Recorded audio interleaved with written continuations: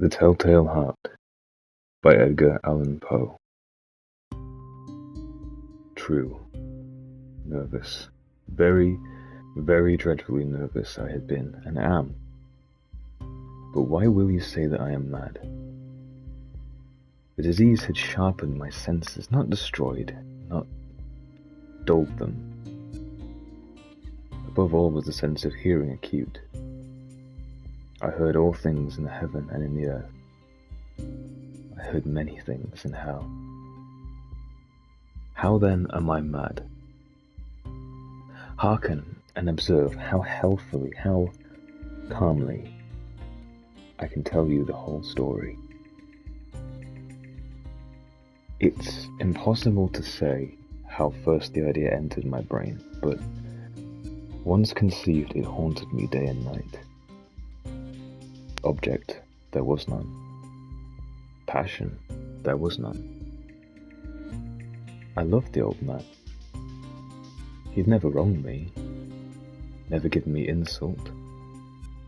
For his gold, I had no desire. I think it was his eye. Yes, it was this. One of his eyes resembled that of a vulture, a pale blue eye with film over it. Whenever it fell upon me, my blood ran cold, and so by degrees, very gradually, I made up my mind to take the life of the old man, and thus rid myself of the eye forever. Now this is the point. You fancy me mad. Madmen know nothing. But you should have seen me. You should have seen how wisely I proceeded. With what caution, with what foresight, with what dissimulation I went to work. I was never kinder to the old man than during the whole week before I killed him. And every night, about midnight, I turned the latch of his door and opened it, oh, so gently. And then when I'd made an opening sufficient enough for my head, I put in a dark lantern, all closed so that no light shone out, and then I thrust in my head. Oh, you'd have laughed to see how cunningly I thrust it in.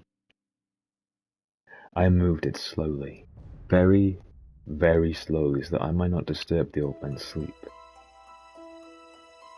It took me an hour to place my whole head within the opening so far I could see him as he lay upon his bed. Would a madman have been so wise as this?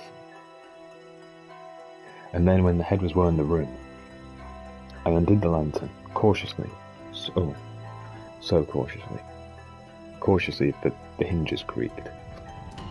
I undid it just so much that a single thin ray fell upon the vulture eye. And this I did for 7 long nights, every night, just at midnight. But I found the eye always closed, so it was impossible to do the work.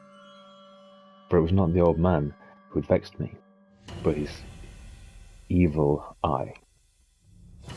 And every morning, when the day broke, I went boldly into the chamber and spoke courageously to him, calling him by name in a hearty tone and inquiring how he had passed the night.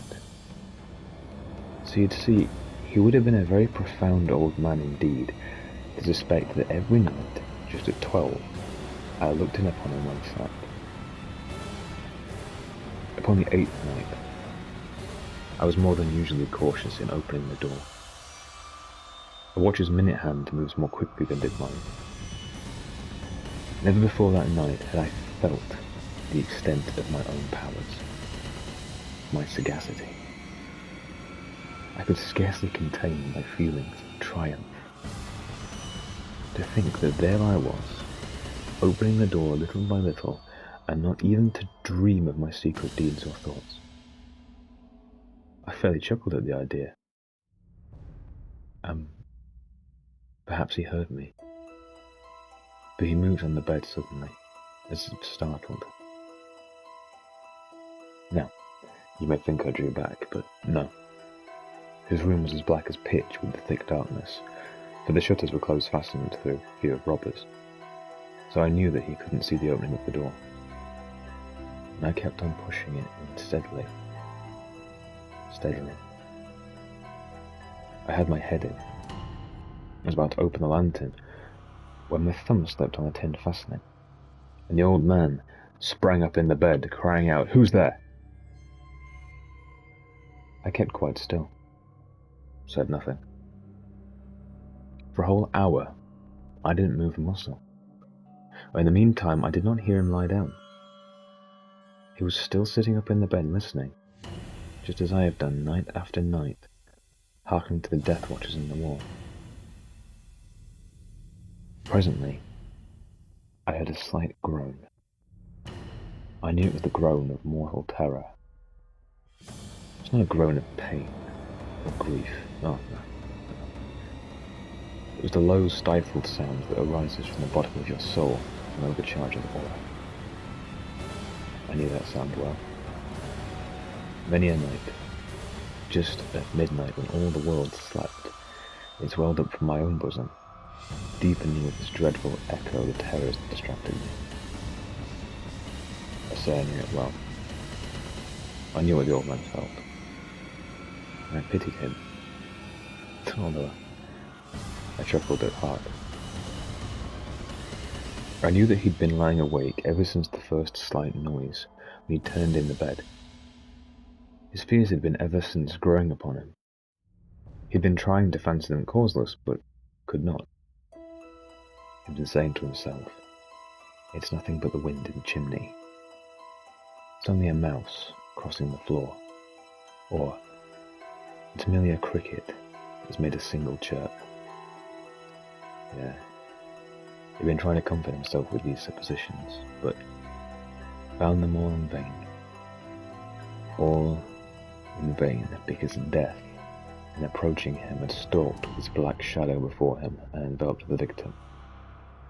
And it was the mournful influence of that unperceived shadow that caused him to feel, although he neither saw nor heard, to feel the presence of my head within the room.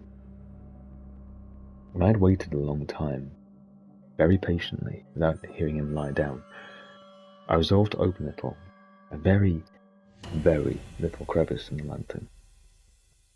So I opened it. You cannot imagine how stealthily, until at length a single dim ray, like the thread of a spider, shot out from the crevice and fell upon the vulture eye. It was open, wide open, and I grew furious as I gazed upon it. I saw it with perfect distinctness, all a dull blue, with a hideous veil over it that chilled the very marrow in my bones, and I could see nothing else of the old man's face or person. For I directed the ray as if by instinct, precisely upon a damp spot. And I have not told you that what you mistake for madness is but over acuteness of the senses. Now I say there came to my ears a low, dull, quick sound, such as a watch makes when enveloped in cotton. I knew that sound well too. It was the beating of the old man's heart. It increased my fury, as the beating of a drum would stimulate a soldier into courage. But even I yet refrained and kept still. I scarcely breathed. I held the lantern motionless as I tried how steadily I could maintain the ray upon the eye. Meantime, the hellish tattoo of the heart increased. It grew quicker and quicker and louder every instant. Oh, the old man's terror must have been extreme. It grew louder, I say, louder every moment. Do you mark me well? I have told you I am nervous, and so I am. And now at the dead hour of the night, and with the dreadful silence of that old house So strange a noise as this excited me to uncontrollable terror. Yet for some minutes longer, I refrained and stood still. But the beating grew louder, louder. I thought the heart must burst. And now a new anxiety seized me. The sound would be heard by a neighbour. The old man's hour had come. With a loud yell, I threw open the lantern and leapt into the room. He shrieked once only. In an instant, I dragged him to the floor and pulled the heavy bed over him. I had smiled gaily to find the deed so far done. But for many minutes, the heart beat on with a muffled sound. This, however, did not vex me. It wouldn't be heard through the wall. At length it ceased. The old man was dead. I removed the bed and examined the corpse. Yes, he was stone dead. I placed my hand upon the heart and held it there for many minutes. There was no pulsation. He was stone dead. This eye would trouble me no more. If still you think me mad, you will think so no longer when I describe the wise precautions I took for the concealment of the body. The night waned, and I worked hastily, but in silence. First of all, I dismembered the corpse, cut off the head and the arms and legs. Then I took up 3 planks from the flooring of the chamber and deposited all between the scantlings. I then replaced the boards, so cleverly, so cunningly that no human eye, not even his, could have detected that anything was wrong. There was nothing to wash out. No stain of any kind, no blood spot, whatever. I'd been too wary for that. A tub had caught all. When I had made an end of these labours, it was 4 o'clock. Still, dark as midnight. As the bell sounded the hour, there came a knocking at the street door. I went down to open it with a light heart, for what had I now to fear? There entered 3 men, who introduced themselves with perfect suavity as officers of the police.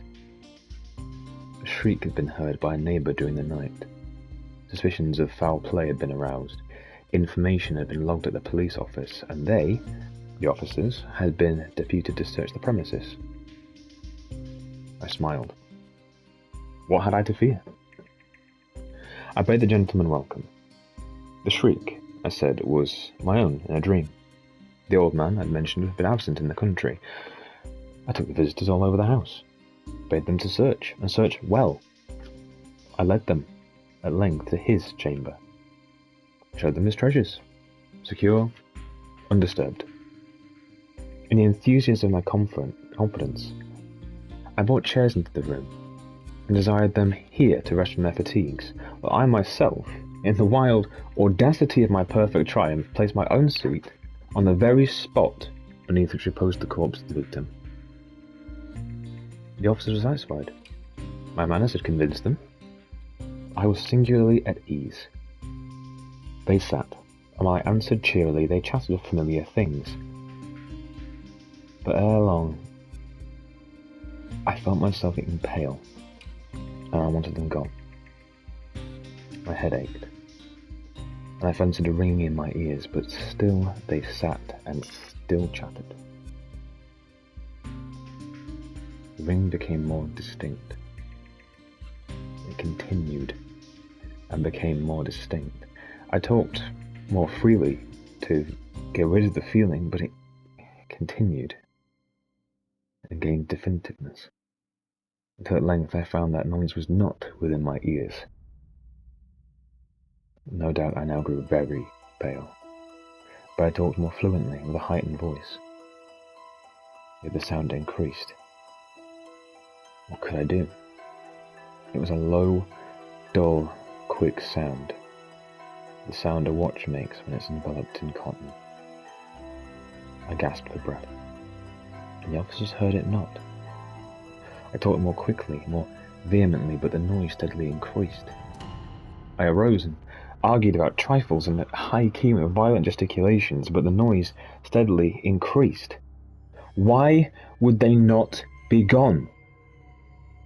I paced the floor to and fro with heavy strides, as if excited to fury by the observations of the men, but the noise steadily increased. God, what can I do? I foamed, I raved, I swore. I swung the chair upon which I had been sitting and grazed it upon the boards, but the noise arose overall, and continually it increased. It grew louder and louder and louder, and still the men chattered pleasantly and smiled. How is it possible they heard not? Almighty God, no. No, they'd heard, they knew. They were making a mockery of my horror. This I thought, and this I think. But anything is better than this agony. Anything is more tolerable than this derision. I couldn't bear those hypocritical smiles no longer. I felt I must scream or die. And now, again, hark, louder, louder, and louder. Villains! I shrieked. Dissemble no more. I admit the deed. Tear out the planks, and here it is. The beating of his hideous heart.